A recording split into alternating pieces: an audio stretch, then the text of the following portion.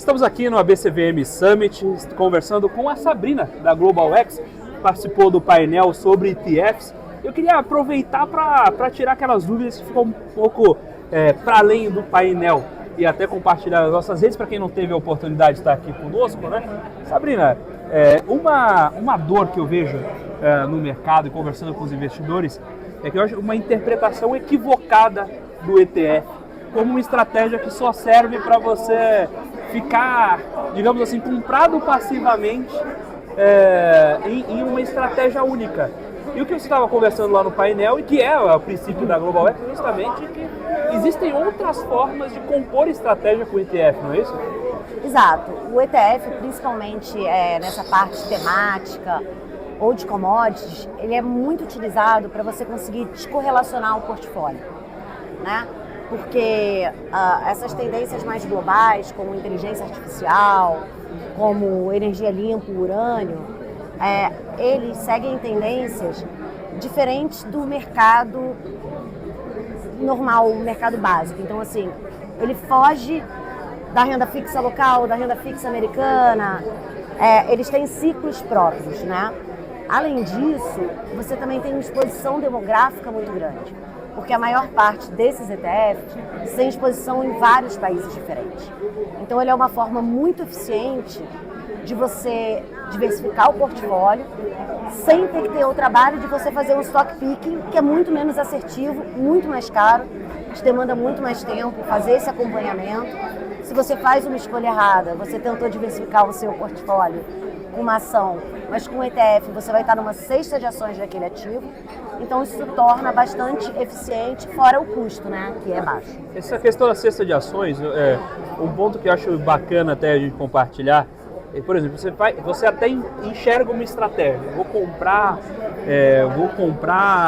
IA, mas um investidor que está aqui no Brasil não sabe que uma empresa de videogame está surgindo com uma tecnologia específica de IA. Se ficar acompanhando isso à distância, ficar recalibrando o portfólio, acaba sendo muito mais caro do que pagar o custo fixo da taxa de administração do ETF. Exatamente. Esses portfólios que eles acessam muitos países, muitas empresas de lugares diferentes, eles acabam de fato tendo uma taxa um pouquinho mais alta, mas mesmo assim é infinitamente mais assertivo. Porque imagina se você faz a escolha errada, né? Era exatamente o que a gente estava falando. E a chance é gigante, porque não param de surgir empresas e indústrias e novidades. Então, quando você tem isso no portfólio, isso é estudado e alocado pelos nossos portfólio managers de uma maneira extremamente assertiva. E claro que se uma empresa ali vai um pouco mal, você tem uma série de outras empresas que estão compondo ali o índice, então você não tem uma perda grande, né? É uma coisa muito mais eficiente. Você tocou num assunto aí que eu achei muito bom. Você falou do seu portfólio manager. Então, dá para ter gestão ativa no ETF? Então, aqui no Brasil, a gente não tem ETF gestão ativa, né? Por normas da CVM, ainda pelo menos não é permitido. Mas a gente tem tanto uma grade de produtos aqui de BDR, que são os produtos da B3, mas a gente também tem uma grade de produtos lá fora em que é permitido gestão ativa. Então, sim, a gente tem também isso na nossa grade lá fora. A gente tem um ETF de Brasil ativo, um ETF de Índia que é ativo, então a gente tem portfólio manager sim que cuidam dos ETFs de gestão ativa. Sabrina, muito obrigado. Eu acho que isso é muito esclarecedor, especialmente nesse ponto, as pessoas entenderem que o ETF é um veículo e que dentro desse veículo você pode construir um mundo diferente ali, né? Exatamente. Eu acho que assim, o mais bacana dos ETFs, se a gente for comparar mundialmente, ainda aqui na versão de BDR da B3, né, ETF global, a gente não usa mais o nome BDR, a gente acredita que temos em torno de 400 estratégias. Nos Estados Unidos, obviamente, isso é infinitamente maior. Mas mesmo aqui no Brasil, se você, por exemplo, é uma pessoa que não quer abrir uma conta internacional, mas quer ter essa exposição internacional, se hoje consegue montar a carteira com cripto, com commodity, com tendências, com renda fixa, enfim, você consegue montar isso de uma forma muito eficiente mesmo a gente tendo ainda menos opção aqui do que lá fora. Quanto tempo vocês, como Global X, estão aqui? Porque vocês têm o endosso da Mirai, mas eu queria entender um pouco como é o desenho da presença de Global X aqui para o Brasil. Por exemplo, quem geralmente é cliente de vocês, quem geralmente compra esses ETFs? São mais mercados institucionais, os alocadores multifamily offices institucionais, ou tem muita gente no varejo mesmo comprando? Como é que é esse equilíbrio? Então, ele é bastante diversificado. Tanto nos family offices, multifamily offices, como o pessoal de consultoria, o varejo, todos eles são consumidores dos nossos produtos, né? Acredito que grande parte sempre com esse mesmo objetivo de diversificação. A Global, ela está aqui no Brasil desde 2019.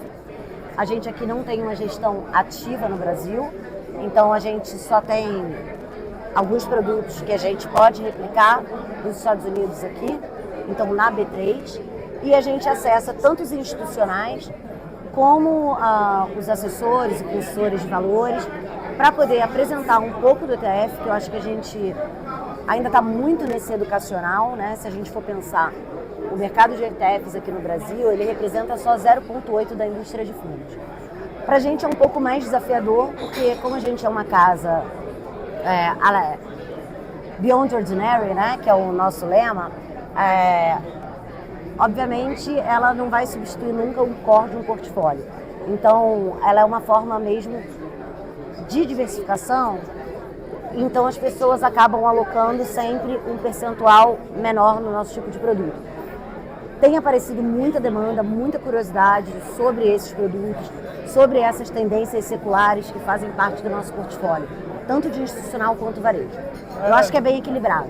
Claro que, assim, o ticket do institucional, ele é maior do que o ticket do varejo. Mas em termos de quantidade de buscas e de acesso de pessoas que a gente tem, eu acho que é bastante equilibrado. Estamos aqui com a AWZ no evento da BCVM e o Felipe acabou de palestrar sobre justamente o desenvolvimento do mercado de consultores. Eu queria aproveitar para levar um pouco desse conteúdo para quem não pôde estar conosco aqui no evento. E como é que está sendo essa migração de modelo, né? Porque você usou uma expressão na sua palestra que o fee-based era o futuro que nunca vinha. Agora ele chegou? É isso, eu acho que chegou. Eu acho que a grande virada para a chegada do fee-based foi o exército de profissionais trabalhando e divulgando o fee-based, principalmente a partir da mudança da regulamentação 179, que aí trouxe mais transparência do mercado, e também por causa da XP, que implementou a possibilidade, de uma forma um pouco mais profissional, para o assessor de investimento começar a divulgar o modelo de fee-based. Ali a gente teve um exército de milhares de profissionais explicando para o cliente o fee-based, e para o cliente alta renda isso é extremamente eficiente, extremamente necessário. Então sim, agora é o futuro que nunca chegava, chegando, e no Brasil eu costumo de falar que as mudanças demoram para acontecer, mas quando elas acontecem numa velocidade muito rápida. Quando o modelo fee-based já era muito usado, né, para wealth management, para multifamily offices, né? Justamente é mais ou menos você contratar a partir do cliente, não a partir do distribuidor. Exatamente. É um modelo de remuneração mais ou menos desenhado assim. Mas, por exemplo, nos Estados Unidos é comum que o próprio broker atenda o cliente, e essa função entre o que a gente tem aqui como consultor e o que a gente tem aqui como o assessor de investimentos, ela é mais misturada. Não que você faça as duas coisas, mas de fato existe um papel desse mediador que olha as duas pontas. Como você acha que vem essa evolução no Brasil? A gente deve migrar para uma fusão entre as carreiras ou a gente deve continuar esses caminhos separados? E esse foi o jeito que a gente encontrou a Terra Brasilis de fazer o negócio. Legal. Eu acho que a estrutura final ela vai ser muito parecida do que o mercado brasileiro e mercado americano. Eu acho que no mercado americano a regulamentação é diferente por questões óbvias, por tempo, por maturidade. Mas a gente vai ter um mercado muito parecido, que eu digo em relação a... Eu vou ter bem claro o que é o broker natural, o trader, o cara que ajuda o cliente em renda variável, renda fixa, e sabe fazer o giro com o cliente, identificar oportunidades de time ali. Eu vou ter um modelo híbrido, que é assim como existe no mercado americano, que é o mercado de assessor, que ele pode trabalhar tanto comissionamento quanto fee fixo, ou fee-based. e eu vou ter o mercado de consultoria, que esse sim é o mercado que cobra o cliente diretamente, que trabalha fee-based ou modelo de assinatura. Então eu vou ter sim essa mudança. Mas acho que como consequência final, a gente vai ter mais cliente no fee-based e no modelo de assinatura, e aí quando eu falo cliente, falo patrimônio também de cliente investido, assim como eu tenho no mercado americano. Então é uma tendência que está acontecendo de uma forma rápida e que a gente imagina que em 3 a 5 anos o mercado brasileiro esteja muito mais próximo do mercado americano em questão de fee-based, de comissionamento, do que é nos dias de hoje, ou por exemplo era em outubro de 2024, quando esse movimento começou. Agora, nessa de movimento começar, eu tenho uma tradição de fazer umas perguntas difíceis. E o ponto que a gente tem é o seguinte, estava olhando inclusive o relatório de vocês, a gente tem um crescimento no número de novos consultores e novos escritórios de consultoria muito expressivo nos últimos anos. Esse crescimento é sustentável ou isso é uma paleta mexicana dos investimentos? Boa, essa é uma boa. Eu acho que o Arthurito falou isso, né? Uma paleta mexicana. Eu não sabia. Arthurito, desculpa, eu não quis copiar. Não foi cópia não. Acho que é o padrão de mercado. Assim, acho que uma coisa que a gente fala, assim, realmente todo o mercado de assessoria, e aí de profissionais de investimento, seja B2C, B2B, ele sempre teve um alto turnover. Porque é um mercado sexy, é um mercado que muita gente quer entrar. Então quem entra aí por formação, 50% dessas pessoas na média acabam indo embora. Mas existe um movimento de crescimento no mercado de consultoria, que são profissionais que já têm carteira, exemplo, ex-assessores de investimento, ex-profissional de B2C, que faz um movimento para a consultoria. Esse é o movimento mais maduro, é um movimento que já vem com carteira, que já vem com estrutura, que aí utiliza eventualmente a infraestrutura da WZ ou o capital da WZ para escalar a operação mais ainda, e aí esse é um movimento muito mais maduro. Então a gente tem que segregar o movimento de quem inicia do zero, sem carteira, para formar dentro do mercado. Esse movimento sim mantém um alto turnover de 50%, assim como era o mercado de assessoria tradicional. Agora esse movimento de maduro, ele está acontecendo, acelerado, e em poucos meses o share of wallet do cliente ou do profissional aumenta. A gente tem um caso agora recente de uma consultoria, que foi fundada, em uma semana atingiu 100 milhões e aumentou em 50% o share of wallet do cliente. Mas esse profissional já trabalhava fixo, já estava muito bem ambientado dentro do mercado como um todo. Maravilha. Felipe, grande prazer bater esse papo com você. Espero que a gente consiga ver essa evolução do mercado de consultores se solidificando e finalmente o Brasil vira o país do futuro. Vai ficar. É a tendência natural, não tem para onde fugir. Estamos aqui diretamente do ABCVM Summit e vamos aproveitar para falar com amigos de longa data, né? O pessoal aqui da Avenue, e hoje não com o Carlos, vamos falar com o José Maria. Eu queria já começar naquela fogueira, né? Porque a gente começou o dia aqui falando de ETFs e de uma forma de diversificar que é olhar direto para os fundos compostos. Mas eu queria, vocês que são provavelmente a corretora aqui no Brasil que mais tem essa ponte do investidor brasileiro com os mercados globais, numa provocação de como selecionar ativos globais estando aqui no Brasil, dado que a gente sabe de travas regulatórias, de como trazer informação desses produtos aqui para o Brasil, como o investidor pode selecionar seus ativos e fazer escolhas assertivas na hora de investir lá fora? Boa, excelente pergunta, obrigado por estar aqui, Felipe.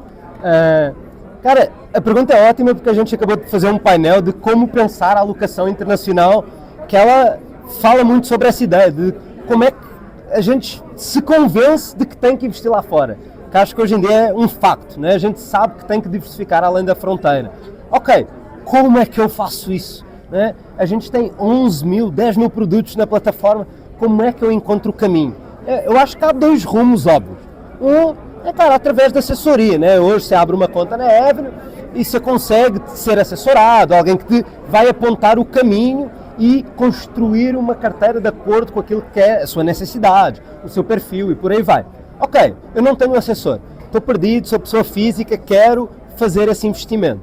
A gente oferece muitos materiais para direcionar, né? Muito educacional, né? Tem página do YouTube para você ir aprender um pouquinho, você abre a conta, tem materiais de produtos onde eu posso fazer essa alocação, então a gente tem muito se a gente quer ser autoridade e referência no investimento internacional, a gente tem que ajudar o brasileiro a entender como é que ele faz isso, né? Então a gente procura muito fazer essa educacional, essa ponte de onde é que eu faço essa alocação. Cara, por exemplo, você falou de ETFs.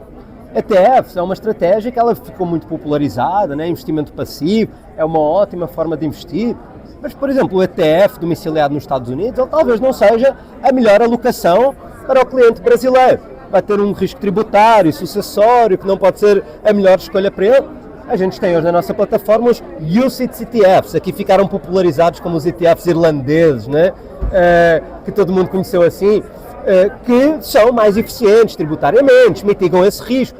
Então a gente vai oferecer essa prateleira de produtos pensando no brasileiro, pensando nos riscos do mercado do Brasil, pensando na oferta de produtos já com essa cabeça mais tropicalizada, a gente pode dizer assim, de ajudar o brasileiro a entender o investimento internacional. Então vai ser uma oferta de produtos qualificada com uma ajuda tanto na assessoria como no educacional. A gente vai ajudar sempre o cliente fazendo isso. Um ponto aí interessante, você comentou sobre essas estruturas. Uma conversa que eu sempre tive com o mercado é que, curiosamente, o investidor brasileiro é, de uma maneira muito majoritária, alocado em renda fixa. Mas quando ele vai para fora, ele começa olhando renda variável. É verdade. Como é que está essa mudança de cultura? A gente já está conseguindo trazer esses produtos globais de crédito para o Brasil? 100%. A gente tem hoje uma plataforma que ela, dentro das classes e subclasses de ativos, a gente tem uma prateleira que ela vai, né, de bonds, né, títulos corporativos de dívida, fundos, UCITS ETFs, até inclusivamente fundos alternativos, né, semi-líquidos, private equity, private credit. Então já chamando esse cliente que ele já é mais sofisticado, já foi além de comprar um pouquinho de Apple, foi além de comprar uma ação qualquer lá, foi além de comprar um ETF, né, por aí vai. Então esse cliente, ele está mudando o paradigma, ele entende que a alocação offshore, ela é estrutural, ela tem que existir, ela desempenha um papel não só de crescimento, né, quando o investidor vai à procura dessa renda variável, ele vai à procura, né, de investir na Bolsa Americana, que cresce, né, ao longo das últimas décadas num ritmo anualizado de mais de 10% ao ano, então vai à procura desse retorno, mas ele também vai à procura de proteção patrimonial, de estratégias de renda fixa, igual ele faz aqui no Brasil. Então ele já começa a olhar para a alocação offshore com outra cabeça. Ele já vai comprar um pouquinho de fundo, já vai comprar um pouquinho de bonds, já vai comprar essas estratégias alternativas de longo prazo. Então a gente vê no fluxo da alocação que a gente tem hoje que esse perfil mudou. Não é só o trader que vai operar uns ETFs ou umas ações, é de facto o cliente de bolso fundo ou de bolso médio que diz assim, não, eu não posso estar 100% concentrado no Brasil, eu tenho que ter uma parcela fora e eu tenho que fazer isso com uma diversificação bem feita que vai além de comprar algumas ações ou alguns ETFs. E agora eu vou trazer outra provocação aí, porque eu comentei de o investidor brasileiro começar indo primeiro por renda variável, mas uma outra carinha que tem o investidor brasileiro, que eu acho curiosíssima, é globalizar no Brasil é comprar Estados Unidos. Né? E aí você vê pouco movimento de comprar a Europa, tem os ETFs irlandeses, mas na verdade você está comprando papéis americanos via Irlanda. Mas comprar bolsa, por exemplo, Inglaterra, comprar Espanha é difícil, comprar dívida ali na Alemanha é difícil. Como é que está sendo esse movimento de o brasileiro começar a descobrir globalização de verdade, não só investir nos Estados Unidos? Ponto excelente, porque há quase um mito, né, que existe quando a gente pensa, investimento internacional, eu vou abrir uma conta aqui na Avenue, eu só vou investir nos Estados Unidos. É um mito, é mentira, o investimento é global, né? A gente, inclusivamente quando a gente pensa a alocação do portfólio que a gente faz, ela é global. Ela tem Europa, ela tem Ásia, ela tem inclusivamente mercados emergentes dentro da composição do portfólio.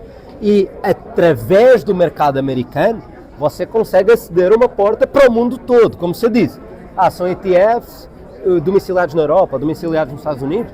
Cara, mas você consegue comprar qualquer estratégia. Você pode comprar uma estratégia Ásia, uma estratégia Europa, uma estratégia Estados Unidos, uma estratégia Brasil, internacionalmente até. Você pode fazer essa alocação lá fora, né? Existem bondes, isso é maravilhoso. Quando a Selic estava 2% aqui, você ia comprava em Cayman, bondes de 7% em dólar do Banco do Brasil, né? Exatamente, exatamente. Então esse é um ponto interessante, né? Que muitas vezes, quando a gente fala da renda fixa, que o brasileiro adora aqui, né? A gente pensa, Selic 15%, não faz sentido eu comprar dólar mais 5, dólar mais 6. Quer dizer assim, não, mas você está comparando banana com laranja, não é a mesma coisa. Tem a oportunidade lá fora de comprar dívida corporativa, seja de empresas gringas, de empresas europeias, de empresas brasileiras, do Chile, da Colômbia, do Peru, que você pode comprar pagando 4, 5, 6, 7, 8, 9, 10% ao ano em dólar. Sim. Né? Dependendo, obviamente, do perfil de risco, do rating e por aí vai. Mas você tem essas oportunidades e a gente dizer assim, 6% ao ano em dólar, talvez faça muito sentido, apesar da Selic em 15%. E outro ponto que eu acho interessante é que o brasileiro às vezes acha que é mutuamente exclusivo. É um ou outro. Não. Né? É um e outro. Os dois fazem parte da composição de um portfólio balanceado. E você trouxe um ponto interessantíssimo, que eu vejo muito brasileiro olhando crédito privado aqui no Brasil, aí paga CDI mais 1 ou 2. E aí você encontra mercado de crédito corporativo nos Estados Unidos, no Canadá, que em dólar dá 14% ao ano. Se vocês fizerem o swap para o Brasil. Exato, então exatamente. Não é tão diferente assim. Não, total. Então isso é uma desconstrução. Cara, a gente está ainda na fase embrionária. Acho que já saímos da fase embrionária, mas estamos baby steps, né? A gente está ali, o neném que começou a caminhar a nível daquilo que é o movimento dessa alocação internacional. O que é que eu acho? É um V sem volta, como a gente costuma falar lá em Portugal. Já foi. O trem já partiu da estação. Eu acho que esse movimento do internacional, ele já foi, mas a gente ainda tem essa barreira educacional. A gente está aqui fazendo esse trabalho, né? Esse papo é exatamente para a gente ajudar os investidores que estão aqui assistindo e dizer assim, ok, olha, agora eu entendi um pouquinho mais, agora eu já mudei a cabeça, já mudei o chip, mas a gente tem que ir desmistificando essa ideia, né? De eu estou aqui no meu CDBzão e está tudo certo. Não, há um mundo além do CDBzão. O Brasil representa 2% do PIB global, 1% do mercado global de renda variável, 1,5% do mercado global de renda fixa, mas o brasileiro está 97,5% alocado no mercado local. Isto faz sentido? Não faz. Né? A gente é uma gota no oceano e a gente mora numa ilha.